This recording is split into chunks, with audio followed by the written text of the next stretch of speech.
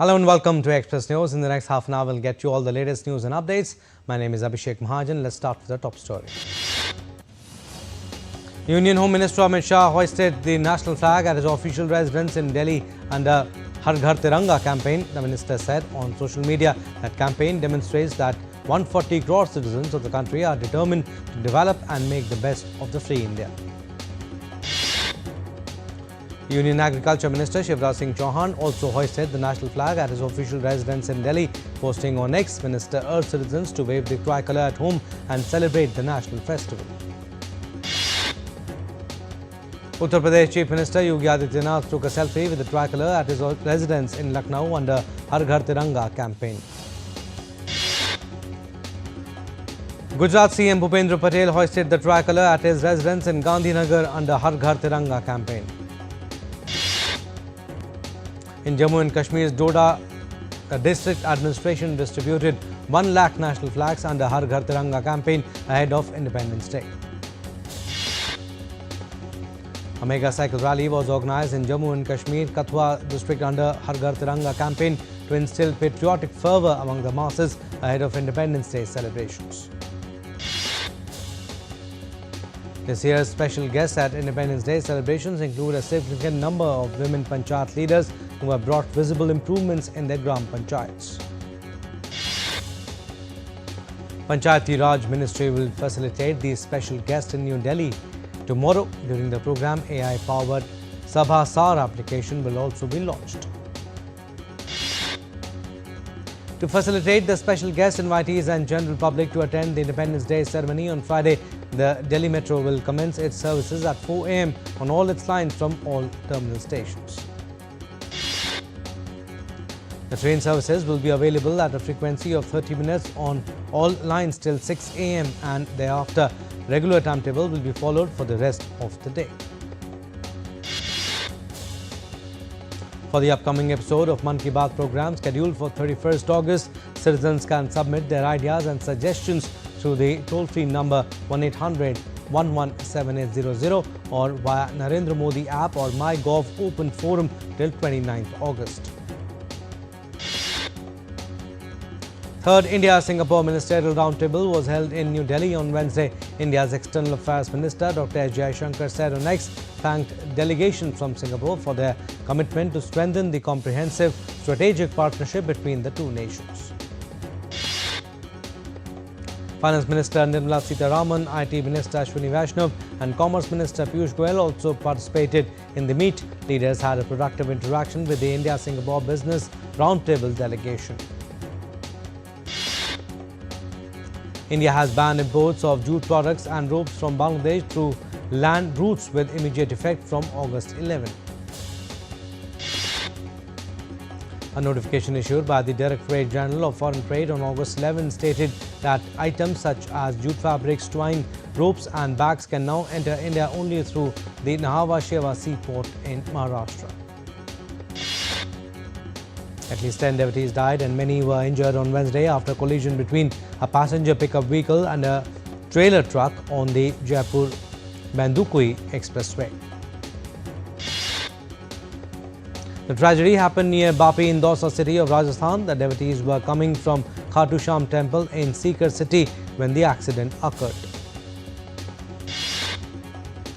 The Indian Embassy in the United States has condemned the desecration of the main signboard of the Bap Swaminarayan temple in Greenwood, Indiana.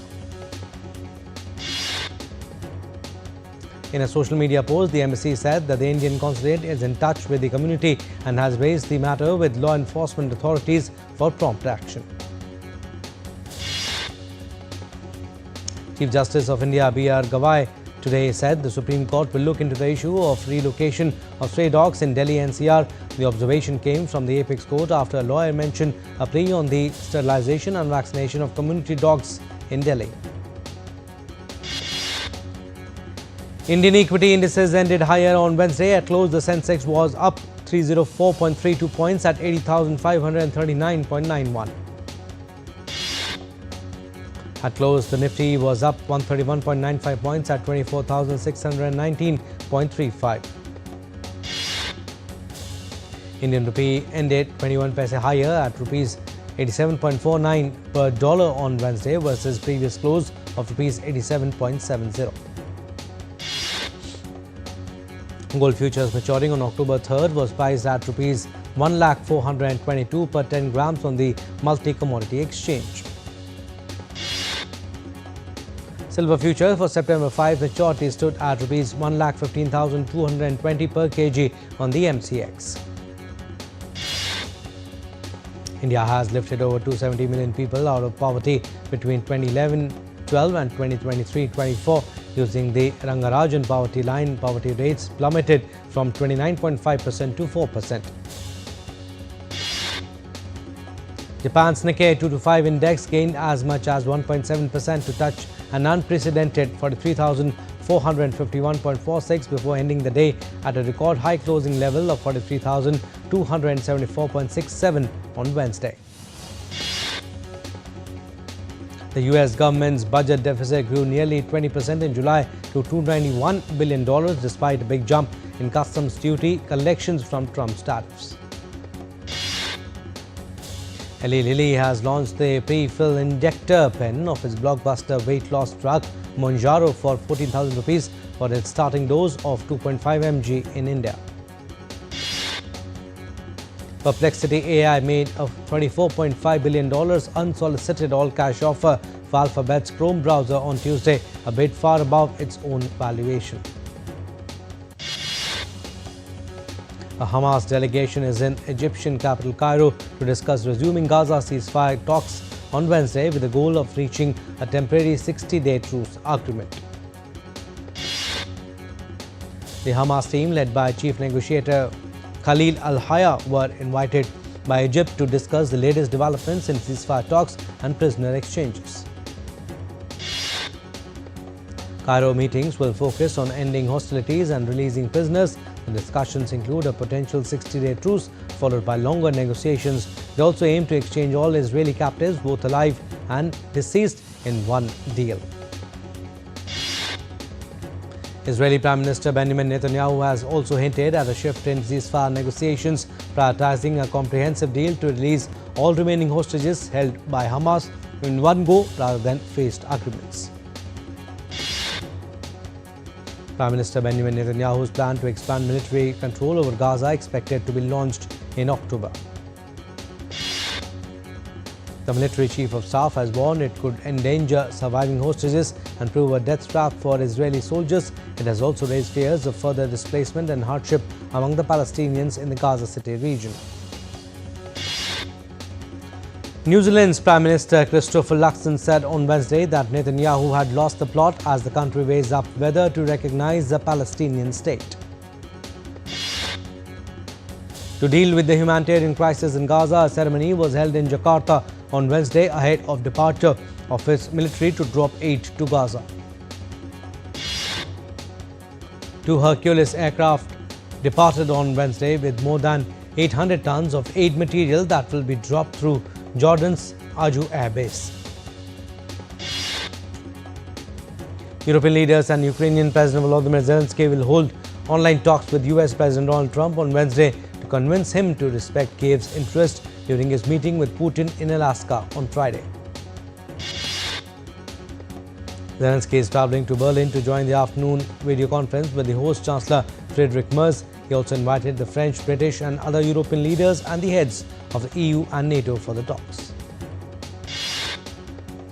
Ukrainian President Volodymyr Zelensky has called Trump-Putin meet a personal victory for Russian President Vladimir Putin, where Russia will put forward hardline demands against Ukraine.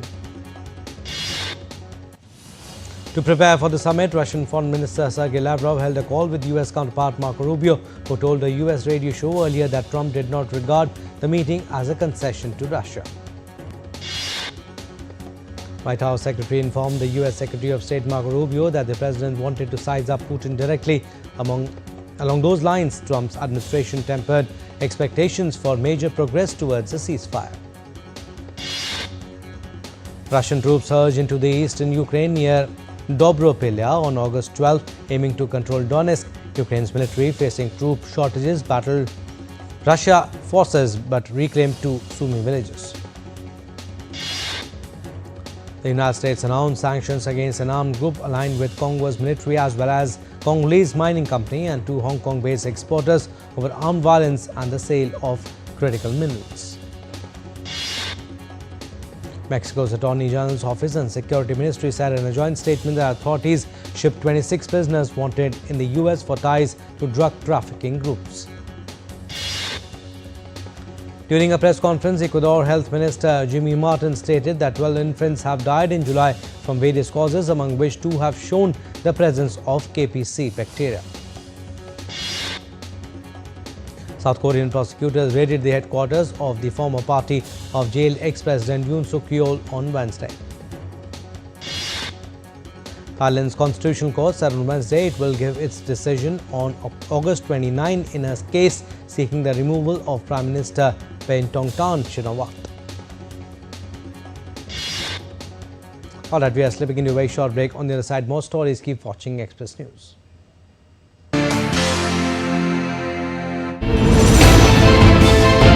Geopolitics and trade deals. Economic challenges amid development. Hard work and the path to prosperity. It's the economy always. Between walkers, money is what money does and says. Supply creates its own demand. Between the bulls pulls and bears tears. When supply chains globalization and India rises to the podium. We'll get you centered with the Economic Brief at 8 p.m. every Thursday on DD India.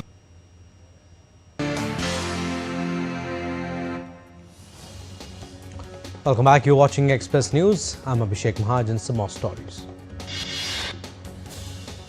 Typhoon Podul made landfall in southeastern Taiwan on Wednesday, bringing strong winds and heavy rains.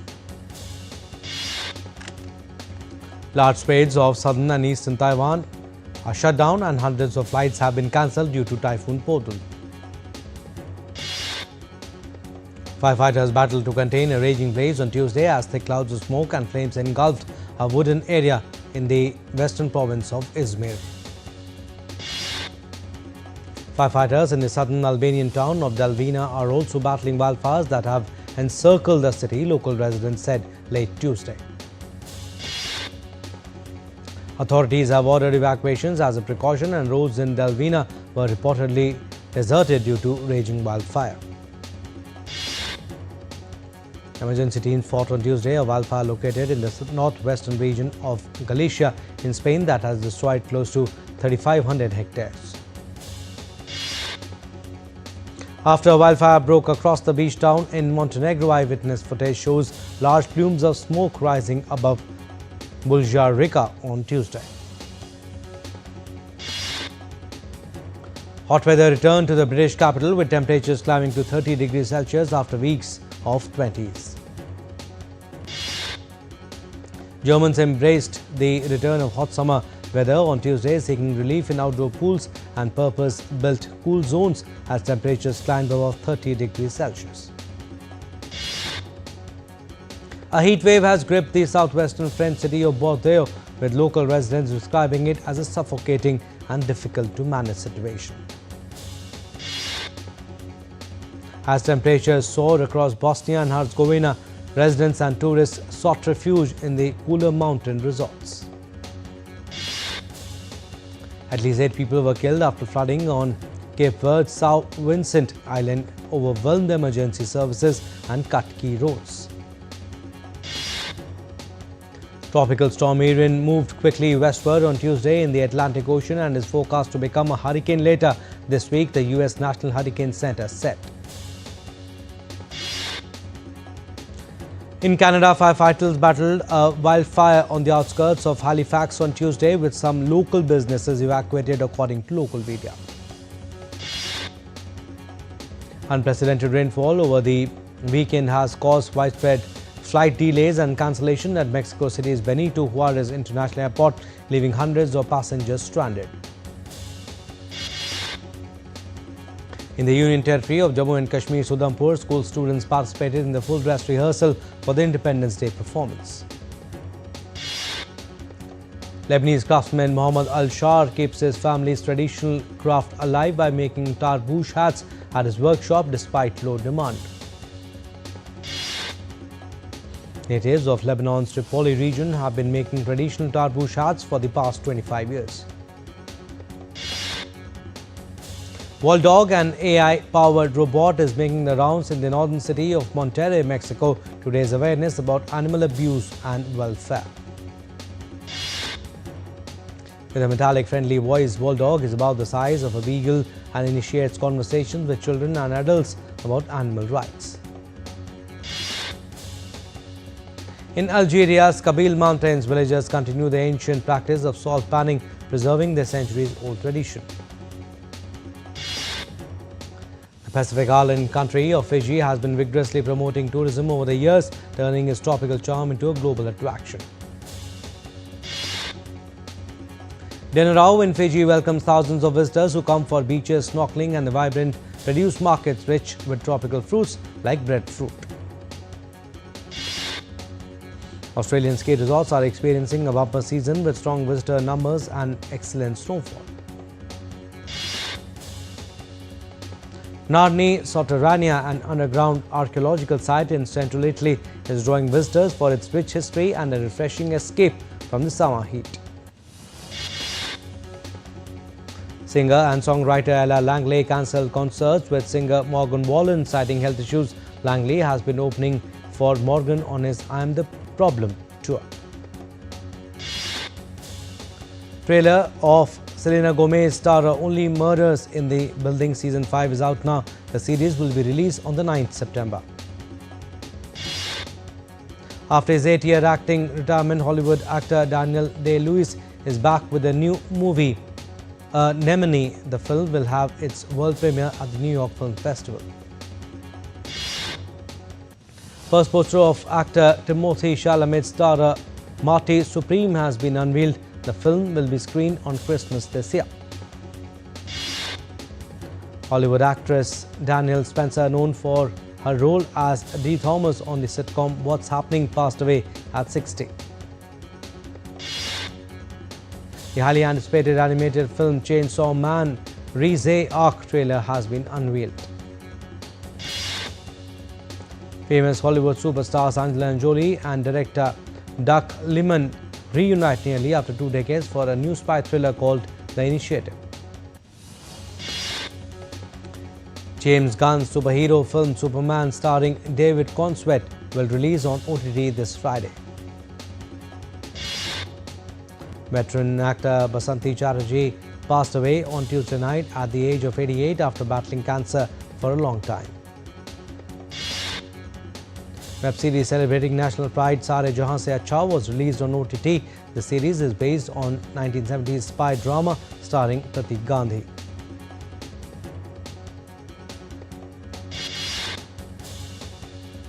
The Indian Olympic Association has officially approved the country's bid to host 2030 Commonwealth Games, with Ahmedabad in the spotlight as the proposed host city. The final bid will be submitted by August 31st and the host nation will be announced in November at the Commonwealth Sport General Assembly in Glasgow. Olympic champion Sweden's Armando Duplantis stunned the world once again after he broke his own world record for the 13th time on Tuesday. India's Arjun Erigasi and Germany's Vincent Keimer played out a tense draw in the 6th round of Chennai Grandmasters 2025 on Tuesday. Vincent Keimer continues to preserve his 1-point lead after the draw and still at the top of the standings. Meanwhile, Nihal Sarin continued his topsy-turvy tournament as he stumbled to a defeat with white pieces against the Netherlands' Jordan van Forest. India chess grandmaster D. Kuke slipped from 3rd to 6th spot with 6 points after 6 rounds of the rapid section at the Grand Chess Tour event in St. Louis on Tuesday. Dewald Brevis' unbeaten century helped South Africa defeat Australia by 53 runs to square the series 1-1 in Darwin, with the decider to be played on Saturday. Nebol Brevis scored South Africa's highest individual T20I score and their second fastest T20I 100, 125 runs of 41 balls, and became the youngest South African to hit a century in the format. She Hope century and Jayden Seale's record-breaking spell helped West Indies skittle out Pakistan for 92 runs to win the third ODI by 202 runs and also the series 2-1. India secured 2 quotas for the upcoming Asian Games 2026 from the Asian Surfing Championships 2025, which concluded in Mahabalipuram, Tamil Nadu on Tuesday. World number 2 Carlos Alcaraz defeated Serb Hamad Medjovic 6-4, 6-4 to advance to the 4th round of the Cincinnati Open on Tuesday. Japan's Satomi Watanabe wins gold in squash at World Games with a dominant 3-0 win over France's Marie Stephen. AIFF confirmed that Khalid Jamil has signed a 2-year contract with an option to extend for another year as head coach of the Indian senior men's national team. India's Gulveer Singh bettered his own national record in the non-Olympic event of men's 3000 meter race while finishing 5th with a time of 7 minutes 34.49 seconds at the Gulay Istvan Memorial at Hungarian Athletics Grand Prix. Well, that's all we have in this edition of Express News. You stay tuned for more news and updates. Namaskar.